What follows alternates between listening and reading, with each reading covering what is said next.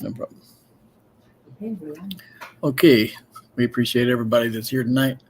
Um, I'm going to open with a prayer, and then we'll get into the Bible study tonight.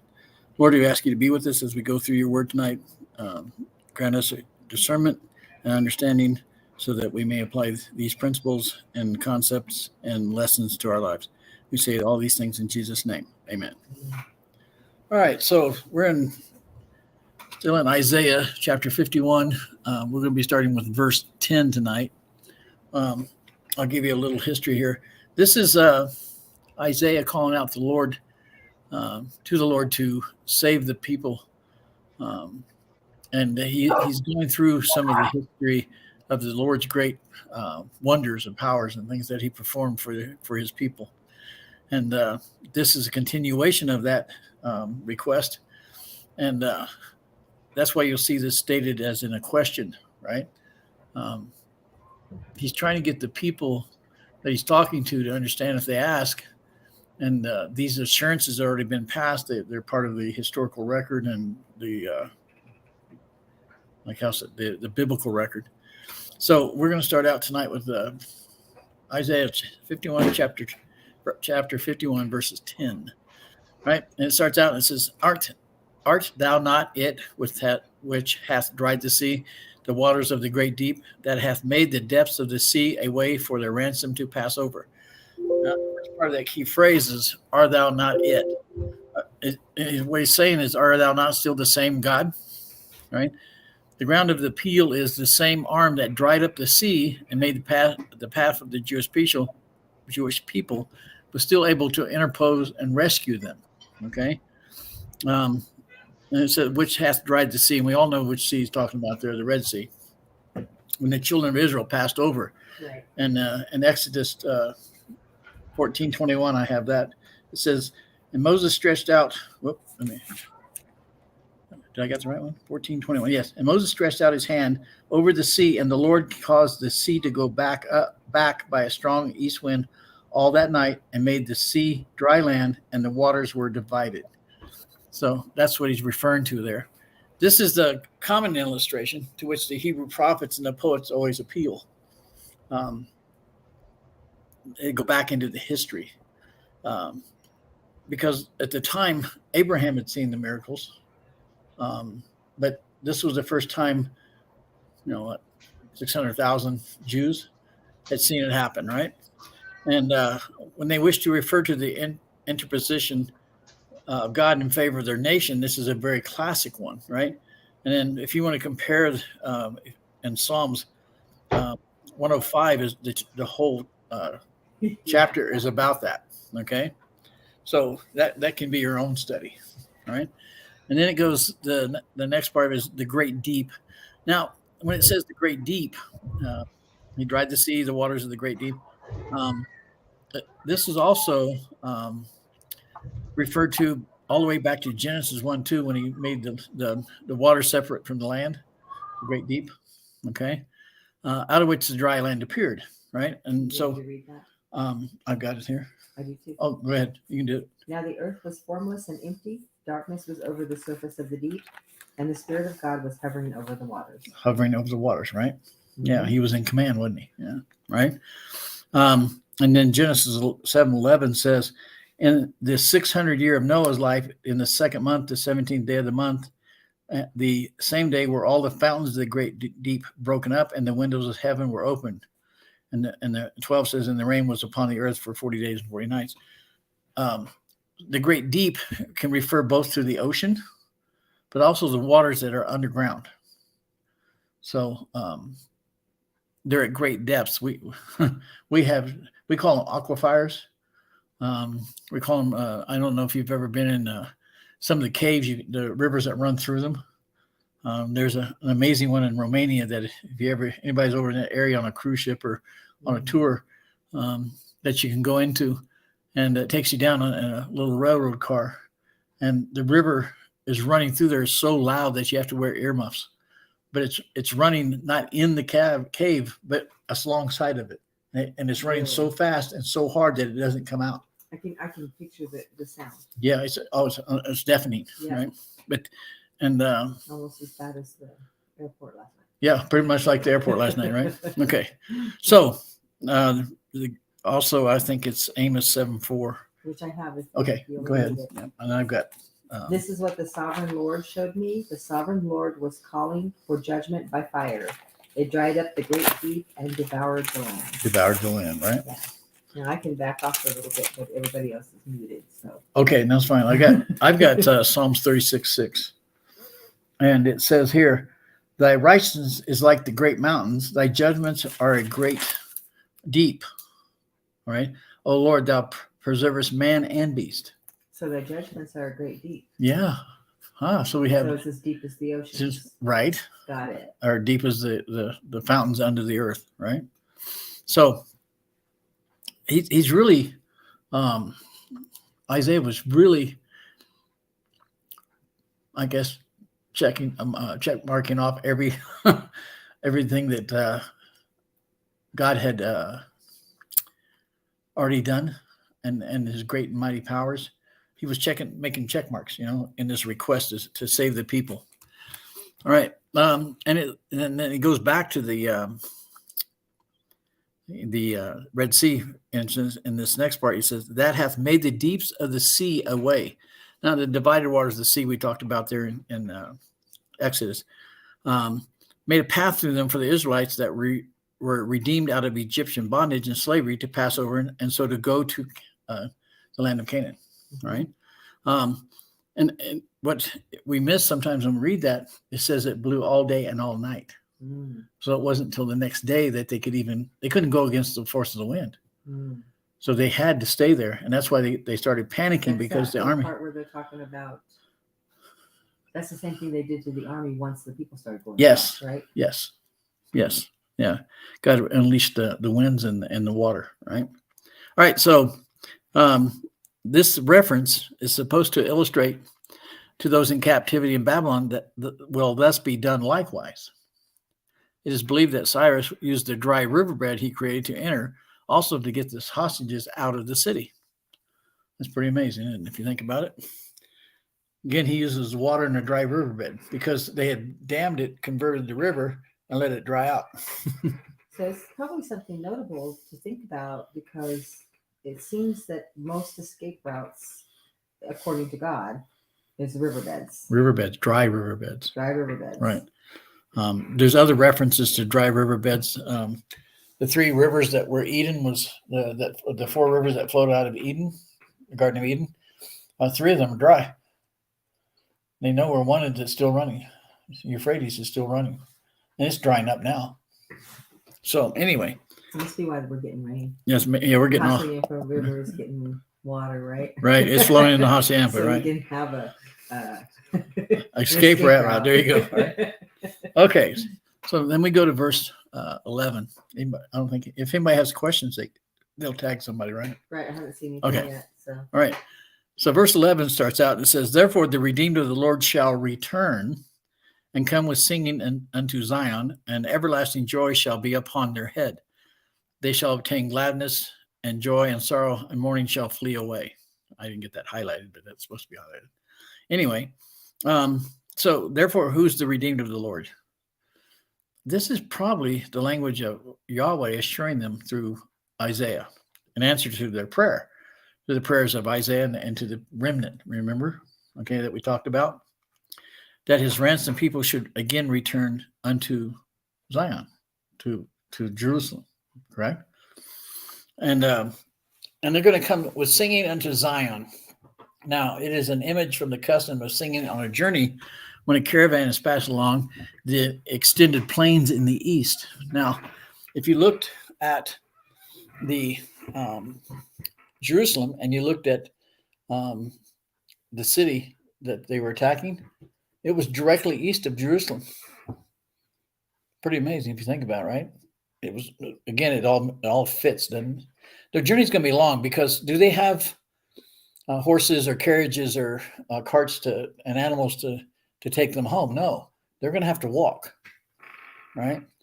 So, and if a song will always lift you up, if you're singing praises, right? We notice that in Sunday mornings when we sing the songs, right? Mhm. So, it says, an everlasting joy shall be upon their head. The idea here is that the caravan that should return from Babylon to Jerusalem across the extended plains should make the journey amidst general exaltation and joy. I think I'd be pretty joyful if I was freed from bondage and slavery, right? And oppression and cruelty, Mhm. right? So cheered on their way by songs and relieved the tedium on their journey by notes of gladness and of praise. Mhm. Um, Isaiah is telling them to do this. And why would he do that? Because for so long, those people in their captivity hadn't been allowed to practice their religion, had they? Did you know that? When they're in captivity in Babylon under the Nebuchadnezzar, he wouldn't let them sing their songs. He tried to integrate them into theirs, their beliefs, Right. right? And it was only through the three, anyway, through other plans that these songs and things would be reborn. I guess is the word I'm looking for there, right? They would remember the songs, and because if you're going home, you want to take back your culture with you, Mhm. and the culture is part of this. Songs are part of your culture, Right. right? Music and praise and so anyway, and the next part of that says, "And sorrow and mourning shall flee away, either for forgiveness of their sins, which they had committed by being pagan and worshiping pagan and false gods, having the discoveries and application of a forgiving love." If God freed them through Cyrus, which he did, then they're seeing it happen on their account. Because Cyrus really had no interest in taking over Babylon. It wasn't. He didn't want to stay there. It wasn't his home, Mhm. right? So he did it because God instructed him to. Mhm. Okay. So on account of desertion, punishment by God now ending, they looked. You see how they kind of think of this as punishment, right? He said he would punish them. All he did was remove his protection, right? He didn't punish them. He just removed the protection that he had around them because they were worshiping false idols, right? They now are enjoying the light of God's countenance. Well, his power and his protection is back, isn't it? His presence amongst them, right? The persecution, which in the later day glory will entirely cease, the persecution they were under, right? Somebody come in. But all this will be mostly accomplished in the New Jerusalem church state and ultimate glory found in Revelation 21:4. And, I've got that. oh, okay, thank you. And God shall wipe away all tears from their eyes, and there Mhm. shall be no more death, neither sorrow nor crying, neither shall there be any more pain, for the former things are passed away. There you go. That's All a right. promise I'm relying on. Yeah. that's one thing to look forward to, right? Mhm.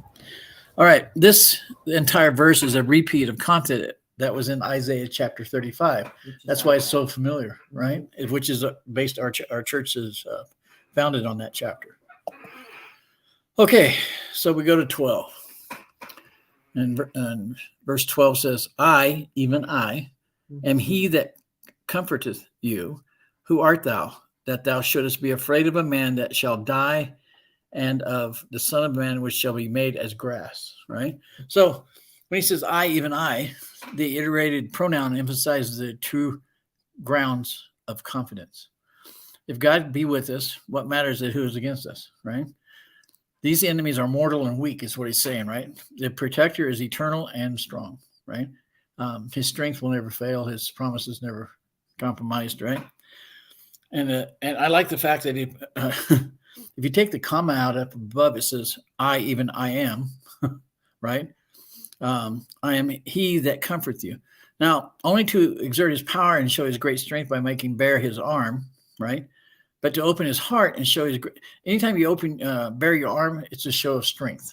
And the reference there is to warriors when they would get ready for battle.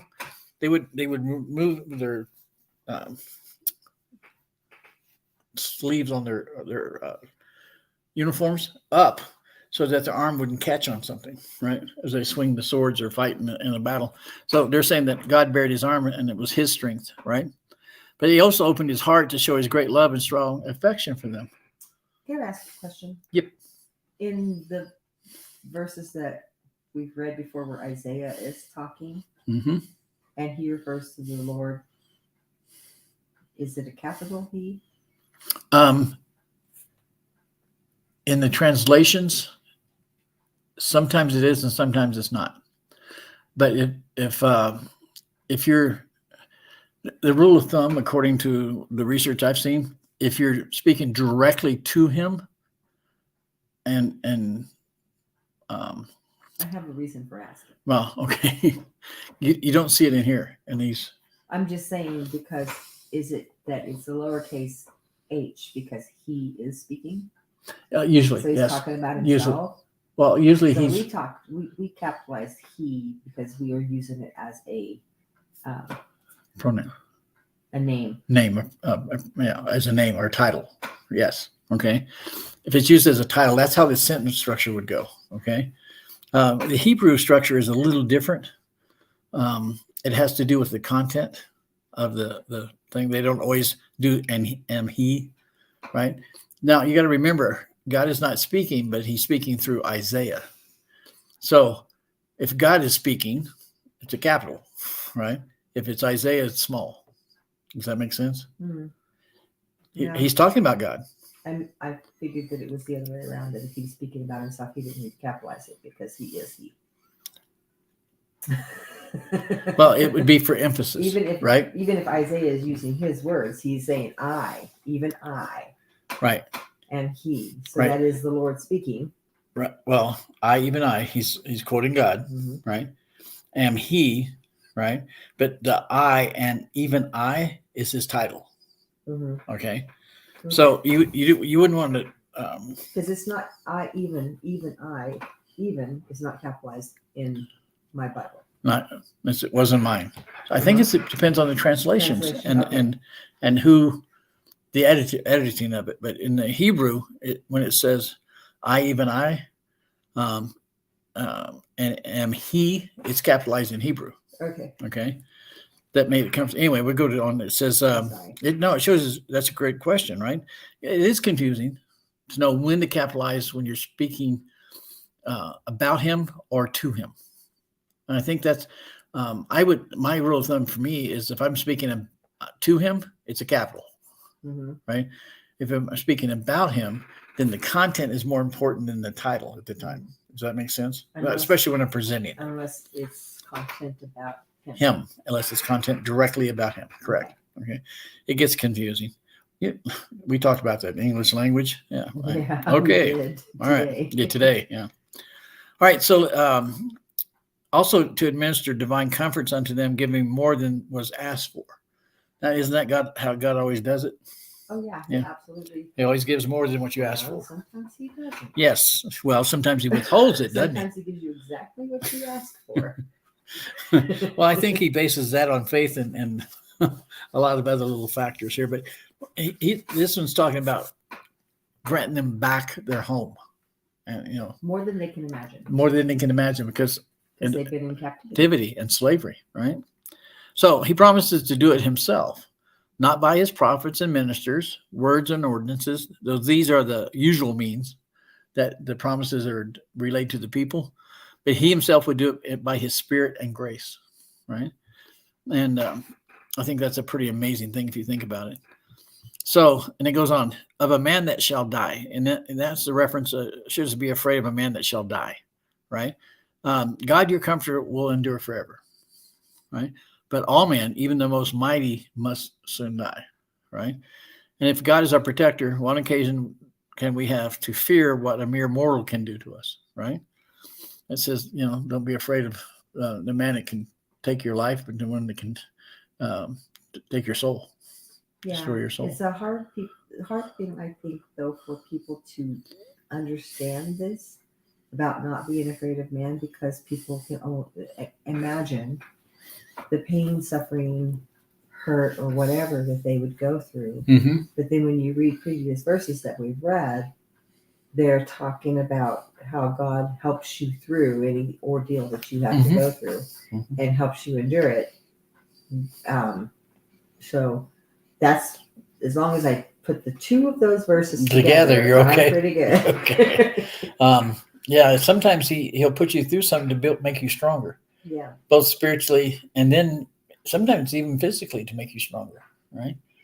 These people had been under so much oppression and cruelty that just being outside of the restraints in the compound, it would have been like a joyous occasion, right?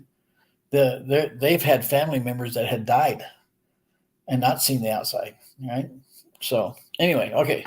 And of the Son of Man. This phrase is common in Hebrew scriptures. It means the same as man.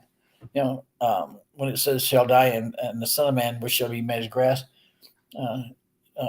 that shall be made as grass, it means that they shall perish as grass does when it's cut down at midday. Yeah, so it'll turn brown and blow away, right? And that's in Isaiah 4:46 and 7. And we read about that before. Okay. Do you want to look at it or not? Anybody? I'm good. Okay. We've been through that one pretty good. Okay. I didn't even highlight that one, huh? So it says verse 13 says, and forgettest the Lord thy maker, that hath stretched forth the heavens and laid the foundations of the earth, and hast feared continually every day because of the fury of the oppressor. And forgettest the Lord thy maker. These verses are designed to rebuke that state of mind. Okay? So common or often, even among the people of God, where they are intimidated by the number and strength of their foes. So he's asking the question. Yeah, now, right? Yeah. He's rebuking him, and you forget the Lord thy maker? Yeah, right. And had forgotten their dependence on God and his promises of aid. In such circumstances, God reproves them for their lack of confidence in him. Where's your faith? Right. Right. He made promises. Right. So, but it's kind of hard though to when you're under that faith when it may not happen in your lifetime. Right. That's true faith, isn't it? And then if you're transferring that to your generations, they have not seen it. Right. But so it's harder for them to have that faith. It's really harder for them to have that faith. And what did Jesus say in the New Testament? You believe because you see. Right. The greater is their faith that believe and not see. And not see. Right. But I can understand why. Yeah. And now he's coming along through Isaiah and saying, look, haven't I told you? Don't you know who I am? Yeah. Hasn't anybody told you? Yeah. He's the tool that he's using to remind them, right? Okay. And it says, and hath stretched forth the heavens and laid the foundations of the earth. God called them to remember that he had made the heavens and has all power to save them. And we find that in Isaiah 48, Psalms. I'm already in. Which one are you going to get, Lisa? I'll do Hebrews. All right. All right. I'll do Psalm. Okay. Then I'll do Isaiah, right? Mm-hmm. All right. I'm going to get back there to it. I'm past it. Hebrews. Coffee. 110. Yeah, he does brew coffee. It's his job. You guys are so funny. Yep. Hebrews. All right, 48:13. All right. Go ahead. Okay, I got 13 here. It says, my hand also hath laid the foundation of the earth, and my right hand hath spanned the heavens. When I call unto them, they stand up together. That's pretty amazing if you think about it, right? Okay, go ahead. You said Psalms? No, she said Hebrews. Okay, you got Psalms. Hebrews. You ready? Yes. Yeah. I've got Hebrews 1:10. And thou, Lord, in the beginning hast laid the foundation of the earth, and the heavens are the works of thine hands. Okay. And then Psalm 102:25. In the beginning, you laid the foundations of the earth, and the heavens are the work of your hands. Work of your hands. Almost exactly. They say the same thing. In almost all three of these yes. Yeah. Right. Minor little variations. Yeah. Well, and so it's really important because if it's important enough to repeat it in multiple verses, then it's really important for us to remember, right? Right. because I look at it this way: if I have the man that stretched forth the heavens and laid the foundations of the earth, I'm doing good. I'm on his side, Me and too. he's on my side. Keep him close. Keep him close, right? And it says here, and has feared continually every day. It's not. He's talking to the ones in captivity, right, or the ones that are going to be in captivity. They had continually feared and trembled before their oppressors during their captivity. That is very common with people that are been taken captive, or they're always afraid of death or being hurt, right? So that becomes a part of their lives. Mhm. And Because they didn't know the other verses that said They that didn't. God would make you able to go through it. right, they hadn't got there yet, Mhm. right? Okay, and it's all because of the fury of the oppressor. Those who had oppressed them in Babylon, what has become of their power and the rage of the Babylons there? Well, when Cyrus showed up, it was completely gone, destroyed, right? Babylon, the king Nebuchadnezzar thought he was undefeatable and that he'd created this great empire by himself. Yeah, was he 87 years old? Probably somewhere like 70 somewhere. Anyway, yeah, 87. Yeah, then you're funny. Anyway, is it not all gone, right? He's asking this because of the fury of the. What are you afraid of here, right? Are they not broken and thou delivered? He speaks of this thing as if it were already done, because it should certainly and suddenly be done Well, to him, it may have already been done. in his mind, in his vision, Well, not only that, but in God's in plan. his alternate universes. Yeah, well, I mean, in his come on. in his He plan, gets to go anywhere he wants to. Go. it had already taken place, right? So, where is it? Is it nowhere? It's quite lost and gone, as the phrase is frequently used in Psalms 42:3 and Zechariah. I have I got Psalm 42:3. You got it? Yep. My tears have been my food day and night, while people say to me all day long, "Where is your God? Ah. Where is your God? Where's your God? Where's your God?" Yeah. Right? And I then, have Zechariah. oh, okay, go ahead. Your fathers, where are they? And the prophets, do they live forever? Ooh. Yeah, they're mocking. They're mocking. So that's what they were That's under. how they oppress you. Yes, That's how they become an Was- oppressor. because it was both physical and mental. Yeah, it's their Dave has Corinthians. Oh, you do? Okay, go ahead, Dave. 1 Corinthians. Yes. 1 Corinthians I 15:55. don't know that. Oh yeah, 15:55. It says, "O death, where is your victory? O death, where is your sting?" Yeah, right. So if he's trying to tell you, don't fear death, because if you're faithful and following him, you're going to be with him. Mhm. There is no death, right? Right. All right, appreciate it. So, okay, where does it say here? It says, as if he were ready to destroy or made himself ready, right? The idea is that he was preparing to destroy the people of Babylon, right?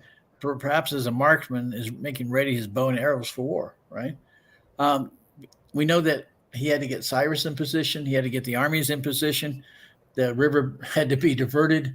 And that takes some manpower and Right. time, right?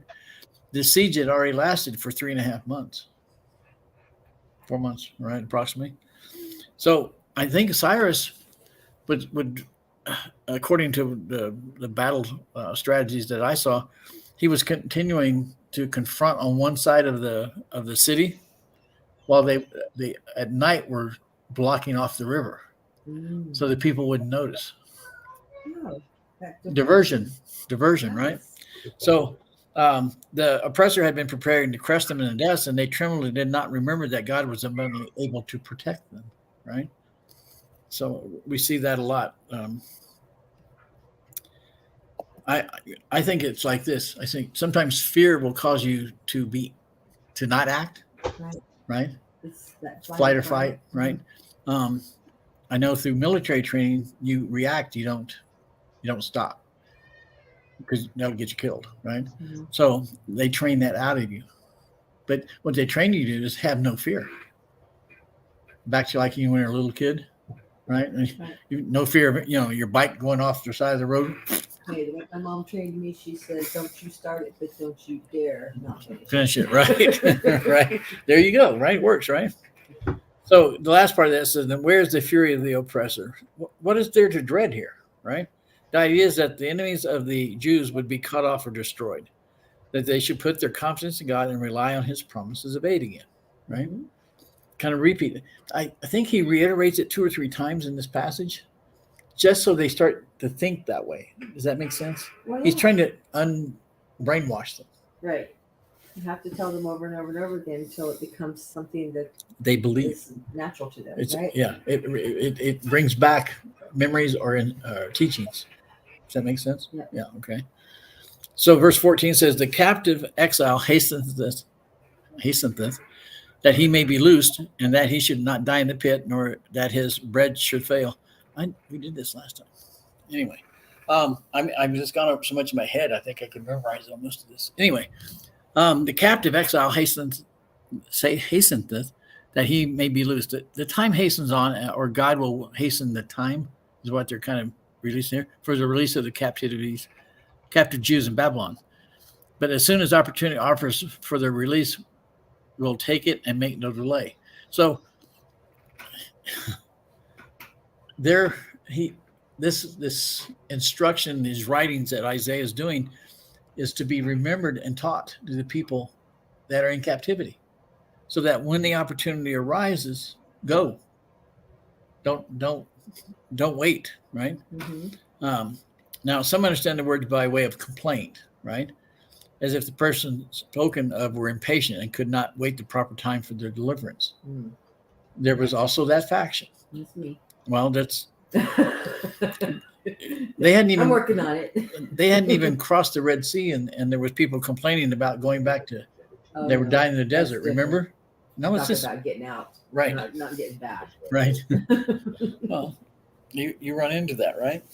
So it says, and that he should not die. That's in captivity, which is like a pit or a grave, Right. Right. Mhm. Right. And nor that his bread should fail, right? Well, while in the pit or prison or his way home, as in the time of Pharaoh, whom he supposes to be the oppressor in the preceding verse, as an example to them, and renders their words, "Do not let your strength fail," is what he's saying. Don't let your bread fail, your fortitude. Where did you go? I'm right there. Where? It says, nor his bread shall fail. Oh, you're all the way down there. Yeah, I already done all that up here. Could I I thought you were not? just talking. No, I was reading. Right. Because if your strength fail, how are you going to escape? Nobody's going to carry you. If you're moving a bunch of captives, they're probably already not of great strength because of the food supply. Because you don't want to feed them and have them build up a lot of muscle, but you want to have them ready to go. And lean muscle goes a lot farther than bulk muscle, right? But don't let your strength fail. Don't let your confidence, your faith, your strength, right? I mean, how many times is just your own fortitude kept you going in something, right? When you just want to give up. Every weekend. Every weekend, yeah. See, you're living example of it. There you go. Especially on Tuesdays. Yeah, Sherry said especially Monday, Tuesdays, right? Mm-hmm. Yeah, yeah. She had a day too, so Oh, right. and I prayed before I so- went to work. Well, I ended up missing Friday, so today was like a double whammy. Oh my wow, gosh. yeah, you did. Yeah, I know. All right. So it says, "Who hastened?" See, you're saying it again. That's why I. Oh, I see an instruction. Nor did his bread fail. It's a double. It's probably where I was doing I got a double copy on it. Let's go to 15 then. That's fine. It says, "But I am the Lord thy God, that divided the sea, whose waves roared. The Lord of hosts is in his name." Okay, so I'm the Lord. I am the Lord thy God that divided the sea, whose waves roared, referring to dividing the Red Sea by the violent wind, right? Interestingly enough, though, he says who he is 3 times. Yes, I am the thy Lord, thy thy God, right? I like to look at it like the What do you call that? The triangle. The Trinity, right? I am the Lord thy God, right? So In case you didn't understand. Didn't let me understand. tell you. here's 3 different ways to identify me, right? All right, so he's referring to dividing the Red Sea by a violent wind, at which the time the waves of it doubtlessly roared till they were made to stand quietly as a wall on the right and on the left for the Israelites to pass through. And we know that from Exodus 14. I think I just read that. I got it. Oh, okay. Thank you, hon. And Moses stretched out his hand over the sea, and the Lord caused the sea to go back by a strong east wind all that night, and made the sea dry land, and the waters were divided. We're divided. Okay. And I think Psalm 78 does the same thing. I got it here. I have it if you Oh, don't. go ahead. He divided the sea and led them through. He Right. made the water stand up like a wall. Like a wall, right? Okay. Can you imagine how much force? Anyway, I wonder sometimes the amount of, if you could ever measure that amount of force. The canals, the Suez Canal, is a wall that divides the water, right? It keeps the land from coming in. They pump it full. Tremendous amount of force is used in that to produce those canals, right? All right. See, it also could also be understood the power of God at any time in stilling and quieting the sea when it rages. Mm-hmm. God has control over it all. Jesus showed that power too. So, in the like manner, the Syriac version and Psalms 106:9, with which they compare Matthew 8:26. Now he that can do, and oftentimes has done, can rebuke, restrain, and still the fury of the oppressors, the rage of the persecutors, Roman, pagan, or papal, the delivery out of their hands. Right? There's nothing that he can't overcome or control. Right? Those. I'm in Psalm, so I'll do Psalm 65:7. I got Matthew. Okay.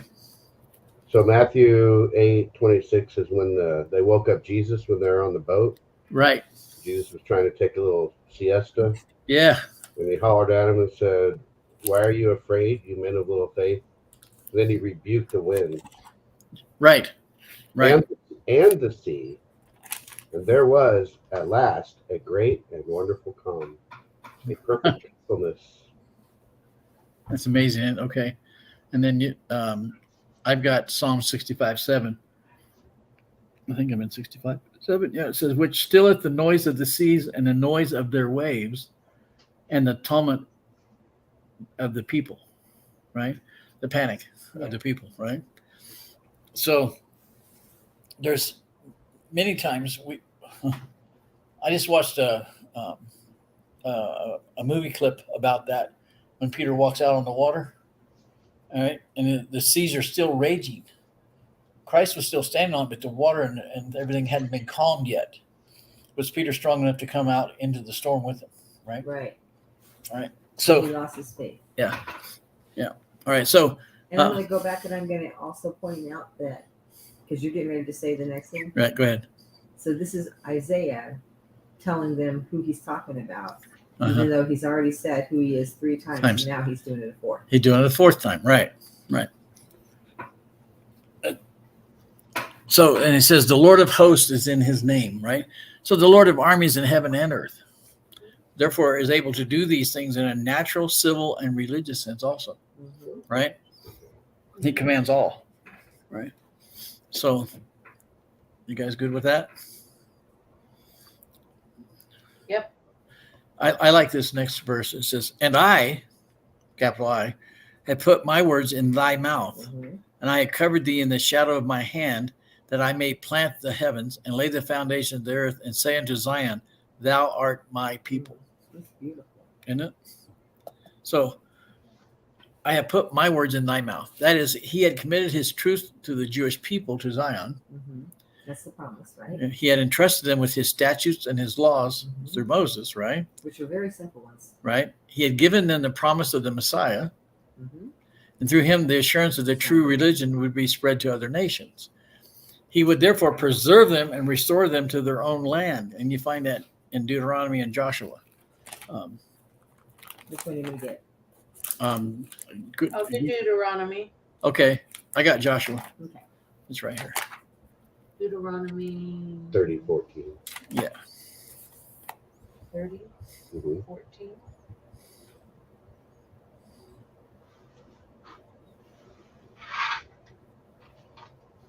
But the word is very nigh unto thee, in thy mouth and in thy heart, that thou mayest do it. Do it. Right. Okay. And then Joshua 1:8 says, "This book of the law shall not depart out of thy mouth, but thou shalt meditate therein day and night, that thou mayest observe to do according to all that is written therein. For then thou shalt make thy way prosperous, and then thou shalt have good success." All right. So Isaiah is through God speaking through him is reminding them all these promises that he's already made to the people. Right. Okay. And the next part of that key phrase is, "and have covered thee in the shadow of my hand." That is, I have protected thee. Right. I think Exodus is, you got it, is a really good one.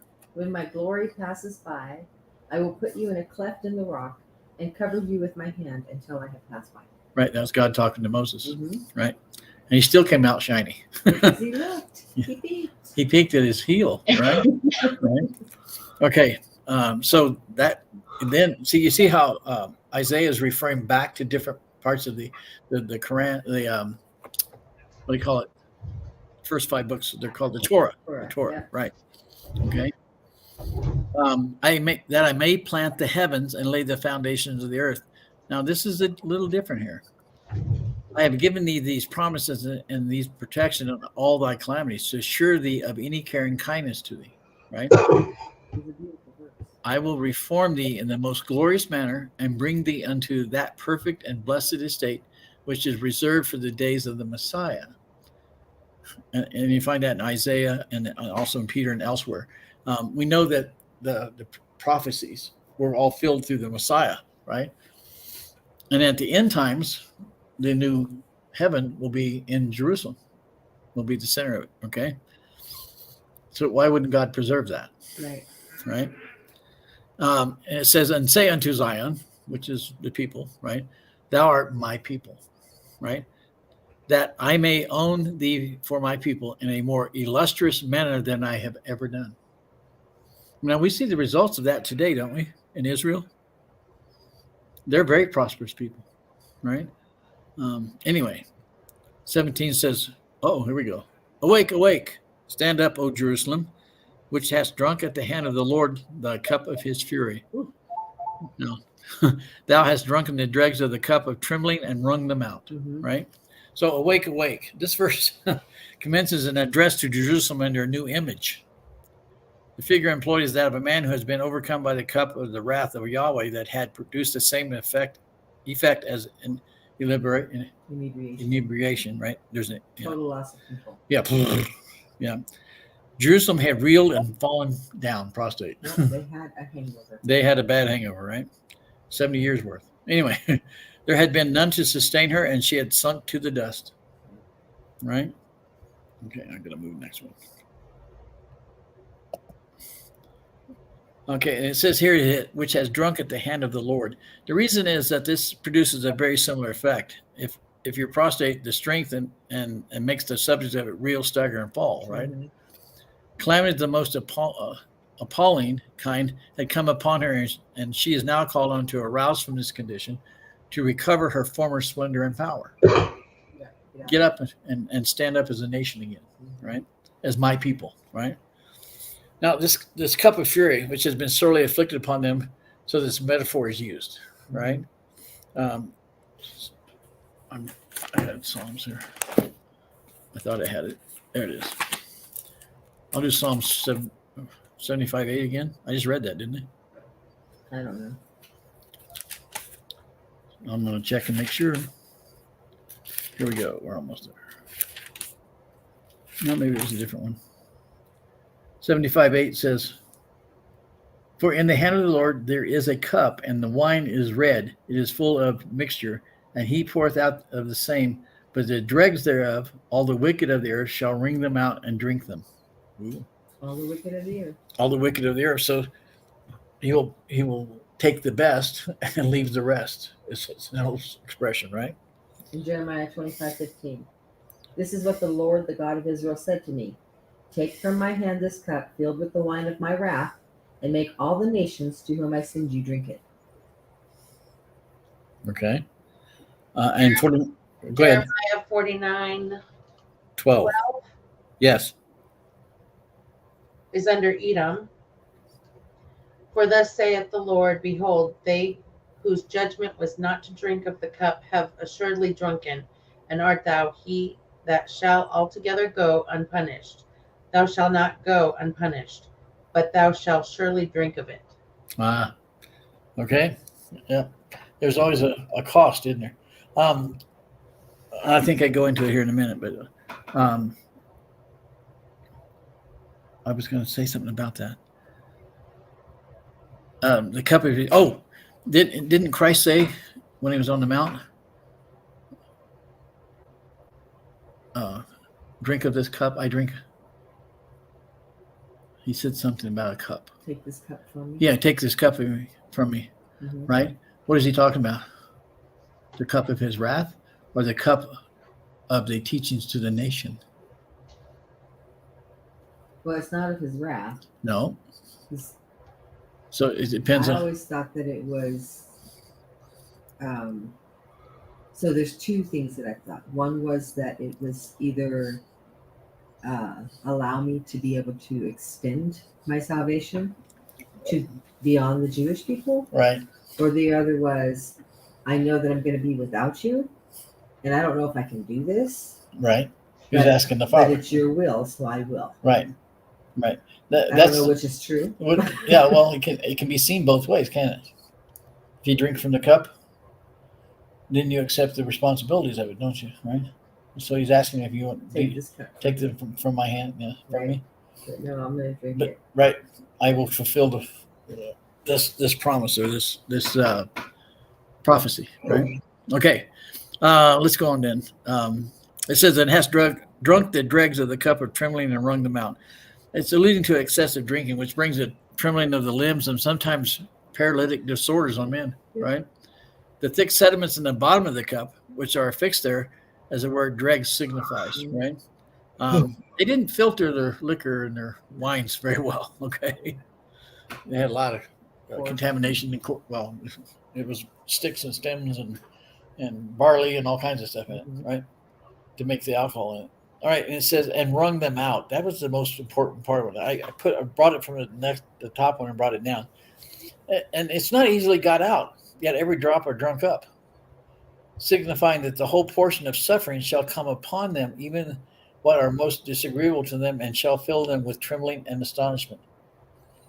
God has promised that, right? Judgment. That's another form of judgment. Well, Yeah? he said that in a couple of verses Back too, yes, My right. judgment is as deep as the ocean. Deep as the oceans, right?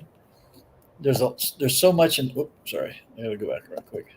So there's a lot in this one. So 18 says, "There is none to guide her among all the sons whom she hath brought forth, neither is there any that taketh her by the hand of all the sons that she hath brought up." Now, it's a change in viewpoint here now, a different view. Okay, so this is going to throw you off. When it says there is none to guide her among all the sons whom she hath brought forth, he's talking about Zion, Jerusalem. It's always as a referred to as a female or essence, right? There was no one left in the country with any authority or any ability to direct the affairs of the country. Neither thy princes nor prophets nor priests were able to or willing to lead or uphold them. They were all in fear, wasn't they? Even if they weren't dead already, they'd scattered. We know that some had even went into Egypt to hide, right? The city, no doubt, suffered by this state of things, becoming more ruined and more desolate than it would have been otherwise. So nobody was going to stand. Nobody stood up, right? We struggle with some of that Today, right? So historical note, from the time that Jonan, the son of Karai, and the other captains of the forces. Now, when it says captain of the forces, that was the leaders of the army of Jerusalem. Nope, left Judea and fled into Egypt. taking with him Jeremiah, and which was a good thing. Jeremiah would become a prophet, and Baruch, Jeremiah 45, 43. Yeah. Again? Okay, thank you. Huh? Kind of long. Oh, well, then let me look at it first and see if it's Okay. there. And if you have trouble with it, let me know. 43, 5 through 7. Yes. It's not that long. You got it. Sherry just loves to hear you read. Yeah. All right.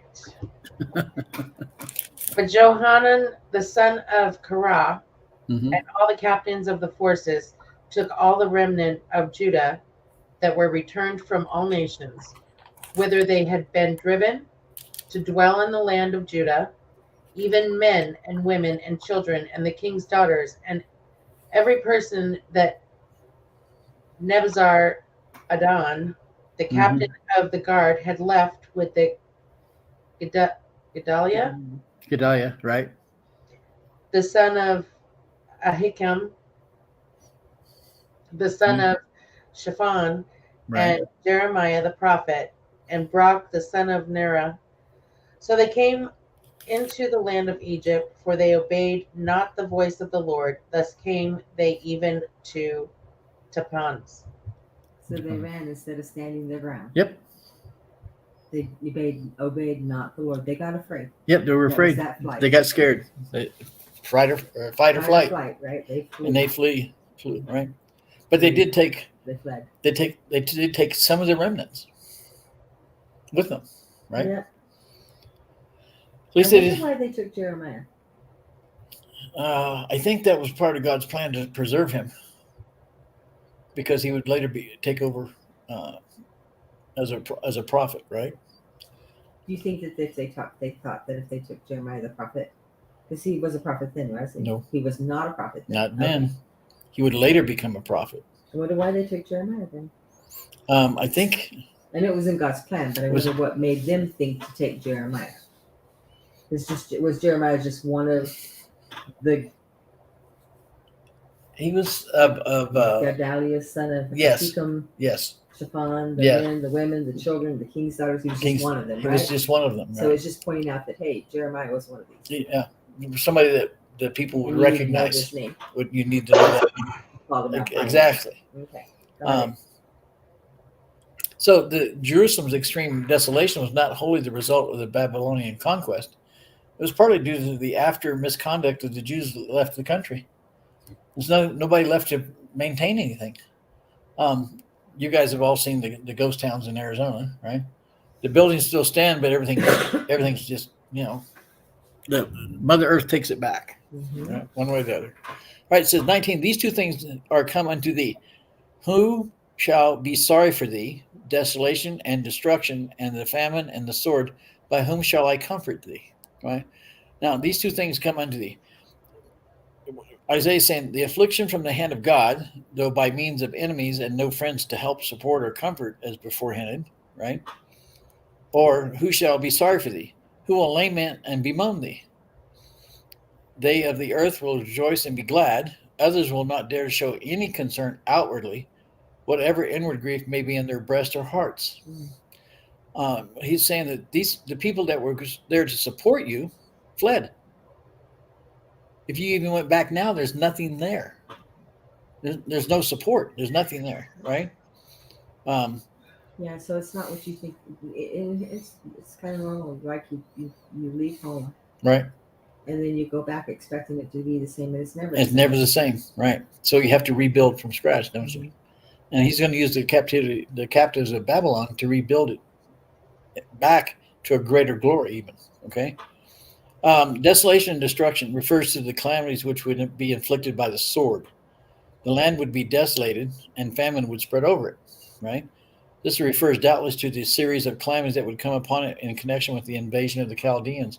And I think you guys remember we read through there about that they destroyed or burnt and took whatever they needed and destroyed whatever, so nothing was left behind, right? And then, by whom shall I comfort thee? This intimates a desire on the part of Yahweh to give them consolation. But the idea is that the land would be laid waste, and they who would have been the natural comforters should be destroyed. Don't mourn this. is Yeah, what he's don't saying. mourn. Right. Don't. The time of mourning's gone by. Don't mourn on what's already gone. There would be none left to whom could rely on for consolation. There's no one going to comfort you. Mm-mm.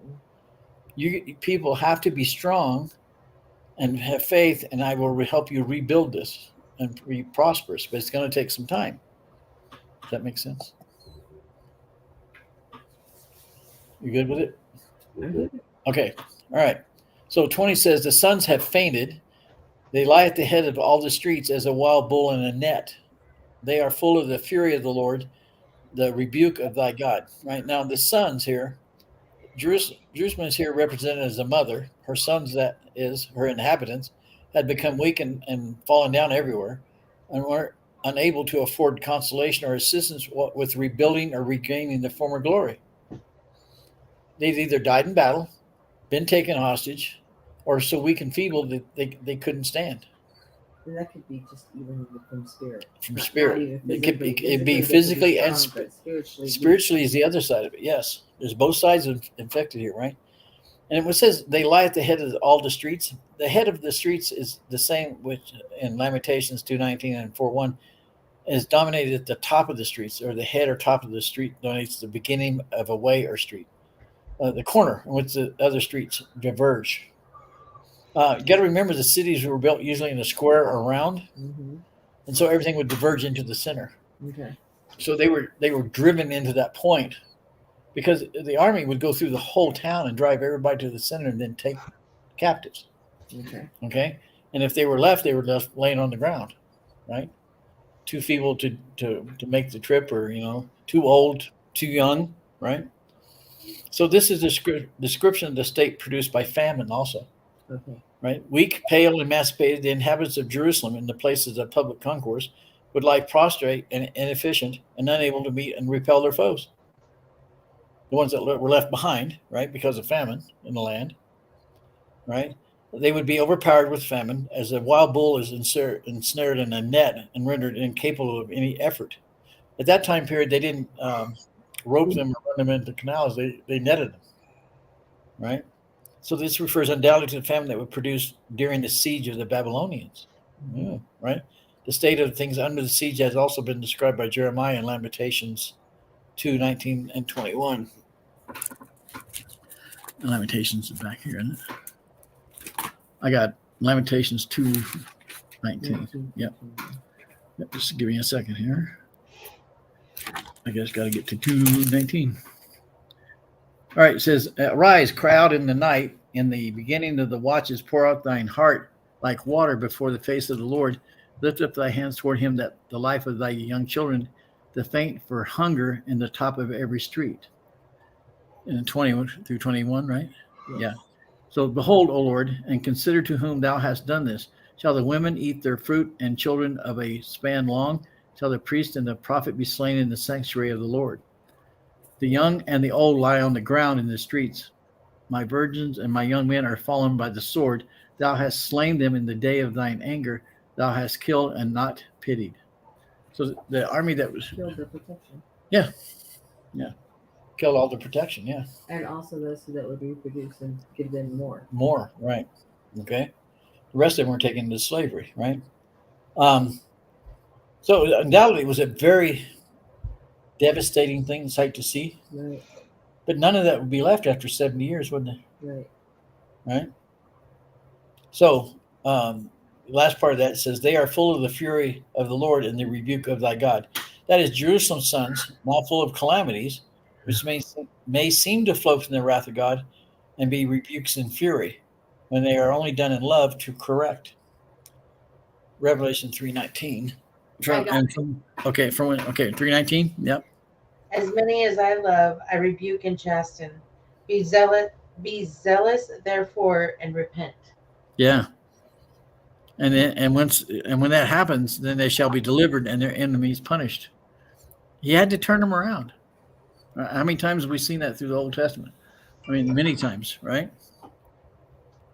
All right. And then 21 says, therefore now hear this, thou afflicted and drunken, but not with wine, right? I put a note here, this declaration by God through Isaiah to listen and understand those who have undergone God's wrath and fury. That's all that verse means, okay? So 22 says, thus saith the Lord, the God, not thy God, the God, and thy God, there we go again, that pleaseth the cause of his people. Behold, I have taken out of thy hand the cup of trembling, even the dregs of the cup of my fury. Thou shalt no more drink it again. You're not gonna be drunk anymore. Right? So the Lord,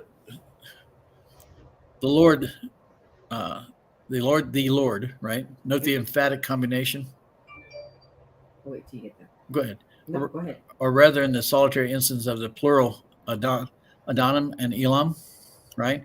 With Jehovah, right? Man's necessity is once more God's opportunity. He will plead for his people when none else will plead. He says, you don't have anybody to stand up for you, but I will, right? And then, did you have something else you wanted to add in there? No. Okay. You're gonna get there. Right. It says, behold, I have taken out thy hand the cup of trembling. This verse contains a promise that they would be delivered from the effects of the wrath of God, under which they had been suffering so long. It shall be taken from the forlorn, cast away, and given to her enemies. So there, he will keep back on the enemies the same thing the enemies Did to them. Yep. Only worse. Only worse, right? And in Jeremiah, I'll get there. I got it. Jeremiah 25. I'm at 37. Sorry. Wrong page. All right. I 25. read that one already. You probably did, but I think I'll just go over it real quick. 25:15, right?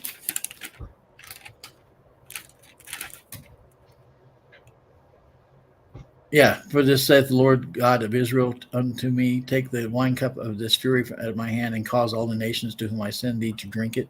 Right, the same thing. Reiterated again, right? So it says, even the dregs of the cup of my fury, nothing of it shall remain. It's going to be cleaned away. And there was a couple of the authors and theologians that I read said this could mean sin also. Did he forgive them of their sins? Fresh start. A fresh start. He wiped the slate clean, didn't he? And he's starting over. So somewhere along the lines, there was enough That believed chatter, right? right? Right. That he remembered them. Yep. And came back. And got them. Said, okay, you guys Now you're ready. Turn into me. Right. Gotcha. And I like the last part of this. It says, thou shalt no more drink it again. Or any longer. It is noted that after the slaying of the witnesses and their rising again, there will be no persecution of the church of God. And that's it's in Isaiah, but also in Revelation. It says, or any longer. Does that mean never? Or does that mean that generation? That generation. Okay. That was the question. That was a generation. Right? So those ones that he brings back, usually even with the apostles, did you know the apostles, what they taught continued for 4 generations after they were martyred? And so on and so forth, right? You see? So it would be might even be 4 generations. We know it's 500 years before Christ came. Right. Right? And he didn't speak to them for 400. Multiple prophets keep coming and reminding people of the word. Right. That's why he sends the prophets. Right. So Lisa, you said you had one? Revelation? Okay. Let me go back. Go ahead. Gotta go back. I got out of it. I thought you were moving on. No. I stayed there. We were just talking. Revelation 18. Yeah. It has 3 verses. That's why I'm picking on you. 2 through 4, hon. I'll just read 1 through 4. I have 2 through 4. And he cried mightily with a strong voice, saying, Babylon the great is fallen, and is become the habitation of devils, and the hold of every foul spirit, and a cage of every unclean and hateful bird.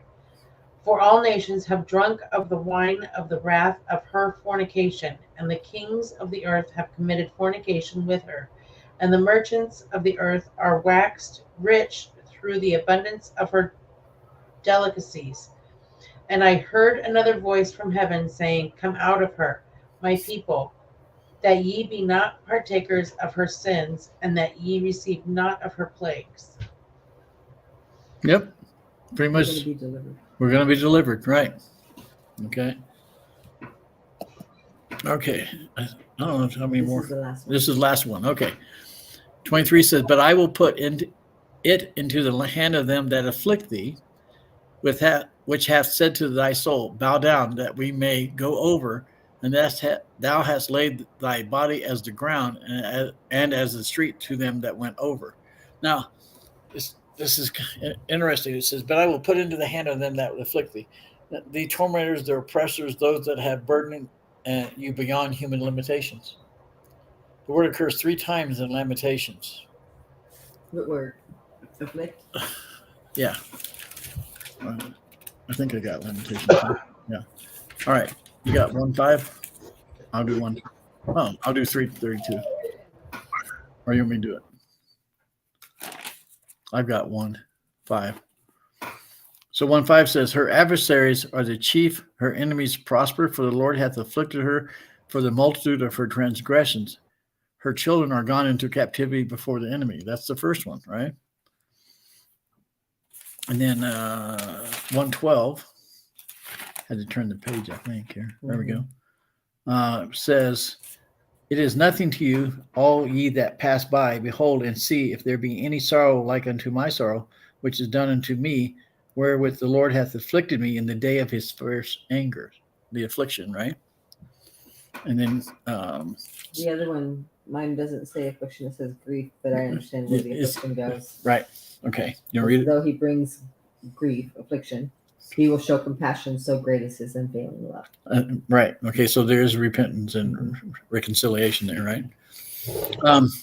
Go ahead. Do you have a question there? Okay. I didn't want to interrupt somebody. No. And the key phrase there, to thy soul or to thyself, although with special emphasis. Psalms, I got it right here. I tried to have them kind of outlined a little bit tonight so I could grab them pretty quick. Psalms 3:2 says, Many there be with say that my soul, there is no help for him in God, right? If you go back up, it says, which have said to thy soul. You know, there when you got to remember what's going on here. These people,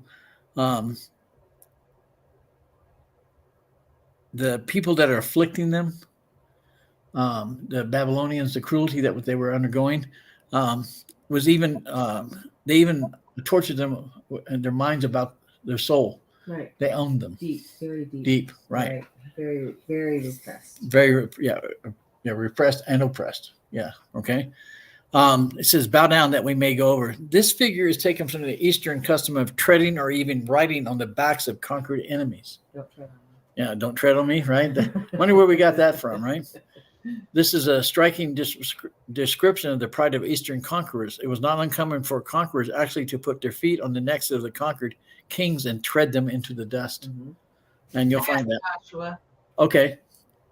And it came to pass, when they brought out those kings unto Joshua, that Joshua called for all the men of Israel, and said unto the captains of the men of war which went with him, Come near, put your feet upon the necks of these kings. Mm-hmm. And they came near, and put their feet upon the necks of them. Mm-hmm. Just crushed them into the ground, Mhm. right? Trampled underfoot. Underfoot, right. And then I got Psalms 18:40.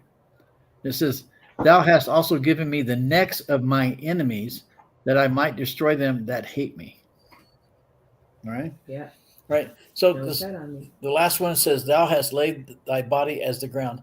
That is, you were utterly humbled or prostrated on the ground, right? They made you bow down so low that they walked over you, right? As a people. Psalms, I got that. Psalm 66, right? 38. Whoop, I jumped too far. 66 says, I got 71 and 59. That one sticks together.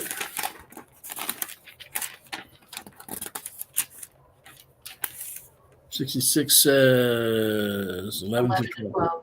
Okay. It says, Thou broughtest us unto the net, thou layest affliction upon our loins. Thou hast caused men to ride over our heads. We went through fire and through water, but thou brought us out unto a wealthy place. So no matter what we go through, To the land of plenty. land of plenty, right? Yeah. Okay. So I think that's the last one, right? That's all you have on Okay. this. Yeah, that's all You that. didn't finish the last one, but it's as the street to them that went over. There's another one. No, there's no Oh. more written, but I'm just saying the last of the verses. Yeah, and as the as street, street to them that- that went over. Same thing, right? Same thing, right? You would walk or tread upon the street, right? They turned them into worthless paving bricks. Yeah, it was humiliation. Humiliation, yes. Degradation, oppression. Very tyranny, true tyranny, right? Okay. All right. I think that's enough time. I think we went over a little bit. Yeah, we did. All right. But we finished that. I've got the next chapter already ready to go next week, and I'll upload it. But chapter 52 and 53 is kind of unusual. As you get down to like verse 12 in the next chapter, it changes. Isaiah changes right in the middle of the writings. I don't know if the guys that are writing it down just run out of paper and then start a new one later. Anyway, so from verses 13, 14, and 12, 13, and 14 in the next chapter goes with chapter 53, but it is definitely talking about the Messiah. So that's the prophecy that Isaiah had about Messiah, and I think it's going to be a really good. It's very positive, very uplifting, a lot of new stuff.